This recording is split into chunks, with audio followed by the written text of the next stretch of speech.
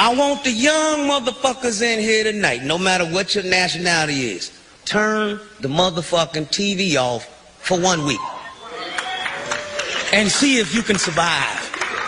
It's called television programming. They telling you visually to program. You being programmed. You watch it on the news. It was on CNN, it's true. I seen it on Fox. It's real. It's bullshit.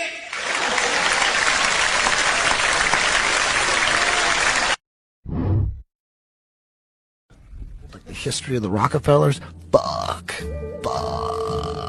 You know, the conspiracy theorists, whatever you want to call them, they claim that it's all connected. 9/11, JFK, like it's the same people, and they're all connected. It's the same families, it's the same secret society, and it goes back. Well, it's most of it started with John D. Rockefeller and Standard Oil. When you learn that shit, holy fuck. The history. And you know the craziest thing about the whole thing is he was so into monopolizing oil and everything. Once it wasn't just oil, banking. He got into everything. Big pharma. He had control of everything. John Rockefeller was so dominant. He was the first billionaire. He was ruling the world, man. And the one thing is that all hemp or marijuana conspiracy theorists, they all are aware of the reefer madness propaganda. And finally, it worked after 10 years of all this propaganda that made weed look like it killed you and stuff and made you do crazy shit. They made it illegal. And we all know that that's from big industry like DuPont and the Rockefellers and all that. We all know that they were trying to shut down the industry. They were blaming it on this Mexican smoking weed. We all know that as weed enthusiasts. But you know what you don't know is, you know, alcohol prohibition was also because of John Rockefeller. He supported anti-alcohol groups and blew them up and donated millions to blow them up, to outlaw alcohol, because he saw it as a threat to gasoline. Rockefeller seized U.S. media. He also hijacked U.S. medicine. When it was discovered that drugs could be produced from petroleum, America's top oil mogul ordered his army of propagandists to invert reality accordingly. Medicines used for thousands of years were suddenly classified as alternative, while the new, petroleum-based, highly addictive, and patentable drugs were declared the gold standard. After buying a German pharmaceutical company that manufactured chemicals of war for Adolf Hitler, Rockefeller leveraged his political influence by pressing Congress to declare natural healing modalities unscientific quackery. Really want to make sure that this gets into the film.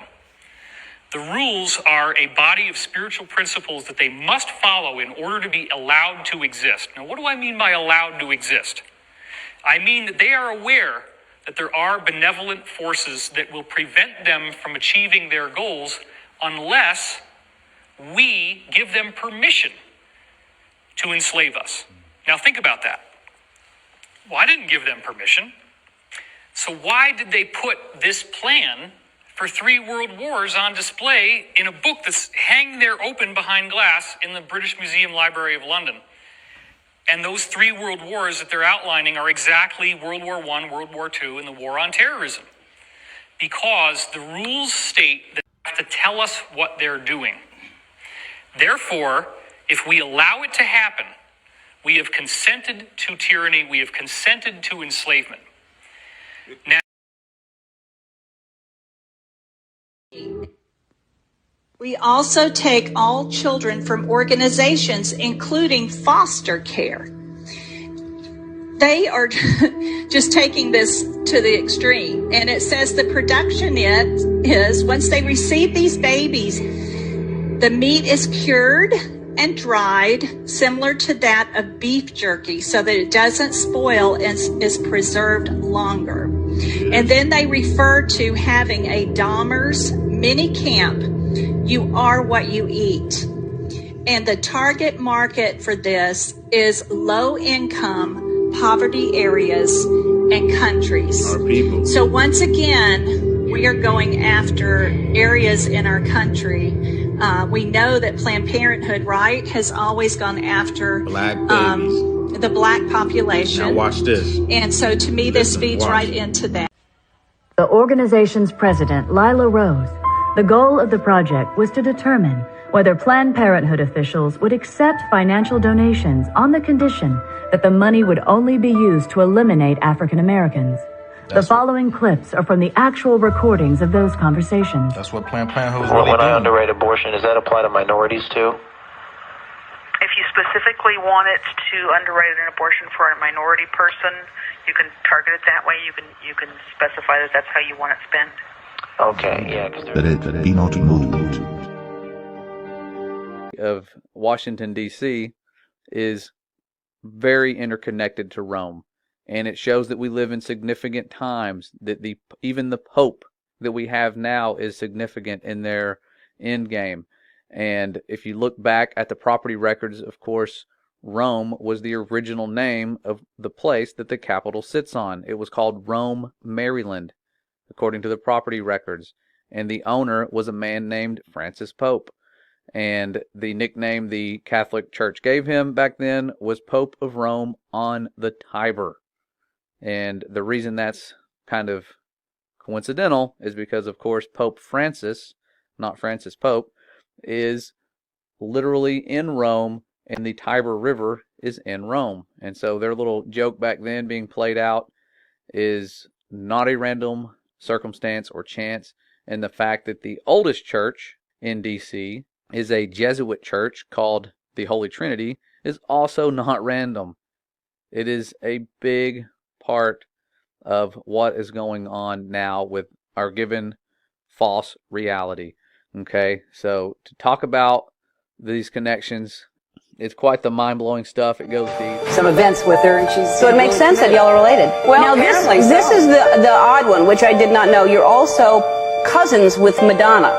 That's true. So can I? You know, she refuses to acknowledge. Is she not acknowledging it? No, Is she just not having it? I don't know what's happening. Yeah. And I am related to Kate Middleton. She is my 14th cousin, twice removed. Okay, that's close enough. I think so. It's not like 3 times removed. It's twice removed. So, and I'm related to Madonna and Halle Berry, and both of them embrace it. Well, why wouldn't they? Exactly, and why wouldn't Katie? Well, indeed. We put you in the photograph with the royal family because we thought we should. Isn't that wonderful? You want to know who I'm related to? Who are you related to? Sarah Palin. No. That's what I said. In a twisted way, somebody sent me this information that she was my... Has this been genealogically? This is the Cloud Atlas Continuum. Blown away to find out today that you are related, in fact, to Abraham Lincoln. Your family is that true? Yes. That's so cool! Yeah, no, Nancy Hanks was Abraham Lincoln's mother. So, yeah. Look at that! He's a, yeah.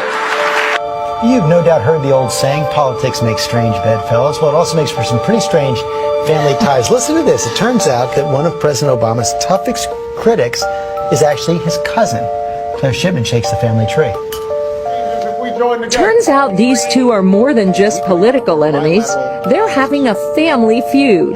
They're 10th cousins, which means that they share a common ancestor. So a man named John Smith, who was an early settler to Massachusetts. Yes, you heard right. Barack Obama and Sarah Palin are cousins with a family tree that takes them back to one Mr. Smith of the 1600s. Sanders was booked today. All coincidence. I know. And what I didn't realize was I didn't know y'all were really related for real. Yes. What's the connect? We're second or third cousins. Yeah. Really? Yes. You feel that? We go back to the old country. Yeah, I do. I feel a familial connection with him. I want to break some news to you tonight. Our friends at Ancestry did some digging. You are related to Fred Rogers. Impossible. No, you're pulling our leg. All right. Let's look at that. How far away is it? Wait, look at a Mefford. I know, yeah, Mefford. Oprah tried to say that you two are somehow, some way related. Yeah, she says she actually researched it and found it to be true. And that's something. Some kind of Presley with a Winfrey hooked up somewhere along the line in the South. You know, world is a Cousin stage. Oprah. That's right. Cousin Oprah.